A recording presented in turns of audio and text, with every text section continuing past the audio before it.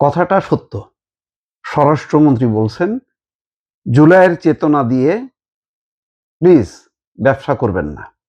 কথাটা সত্য, কিন্তু এই সত্য কথার মধ্যে দিয়ে রাজনৈতিক মতপার্থক্য এবং বিভাজনও কিন্তু পরিষ্কার হয়েছে। বিএনপির লক্ষ্য উদ্দেশ্য আর জামাতের এনসিপির লক্ষ্য উদ্দেশ্য যে এক না, স্বরাষ্ট্রমন্ত্রীর এই এক কথাতেই পরিষ্কার যে জুলাই চেতনা দিয়ে ব্যবসা করবেন না।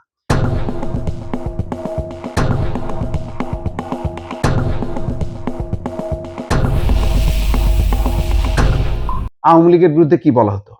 যে স্বাধীনতা মুক্তিযুদ্ধের চেতনা নিয়ে ব্যবসা করবেন না। তার মানে আপনারা ব্যবসা করতেছেন একটা ভালো চেতনা, আদর্শকে নিয়ে পুঁজি করে আপনারা অসৎ পথে পরিচালিত হচ্ছেন বা অসৎ উদ্দেশ্য সাধন করতেছেন। ঠিক একইভাবে যখন জুলাইয়ের চেতনা নিয়ে ব্যবসা না করার আহ্বান জানান স্বরাষ্ট্রমন্ত্রী, তাহলে বোঝা যায় যে এখানে মতপার্থক্য আছে। কি সেই মতপার্থক্য? সেটাও তিনি উল্লেখ করেছেন। আজকে একটা অনুষ্ঠানে রক্তস্নাত জুলাই, প্রেক্ষাপট রক্তের ঋণ এবং কোন পথে বাংলাদেশ শীর্ষক এক আলোচনা সভার প্রধান অতিথির বক্তব্যে তিনি এই কথা বলছেন।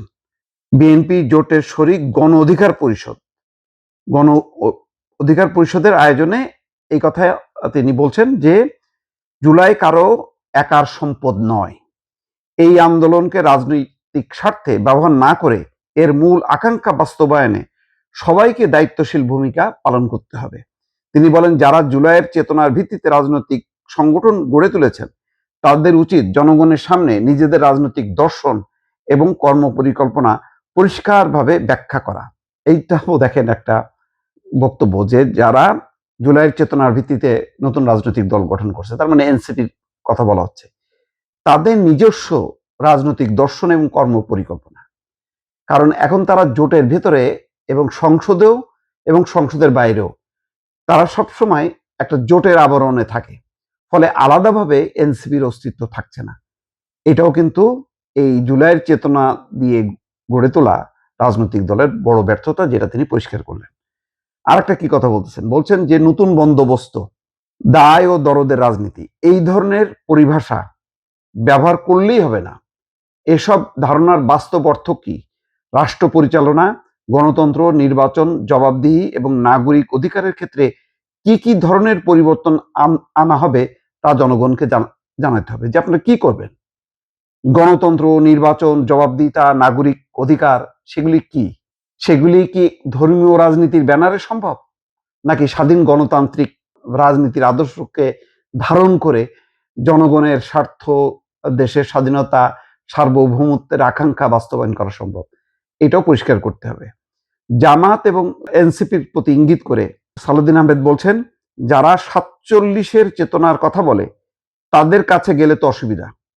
আমি সংসদে বলেছিলাম, আপনারা তো ৪৭-এও পাকিস্তানের পক্ষে ছিলেন না, ৭১-এও তো ছিলেন না, এখন দয়া করে ২৪-এ থাকেন, তাহলে জনগণ উপকৃত হবে।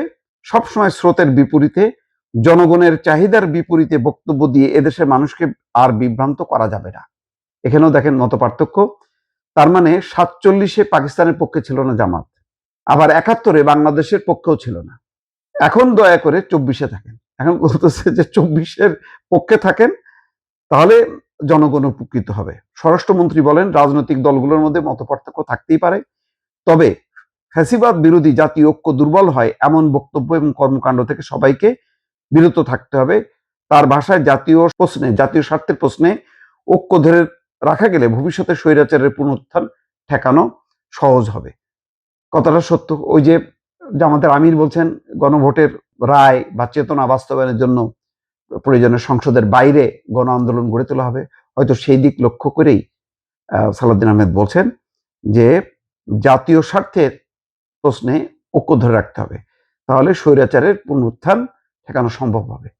কথাবার্তাগুলো কিন্তু সত্য, কিন্তু যেটা হচ্ছে যে দুই পক্ষের মধ্যে একটা বিস্তর ব্যবধান ঘটে গেছে।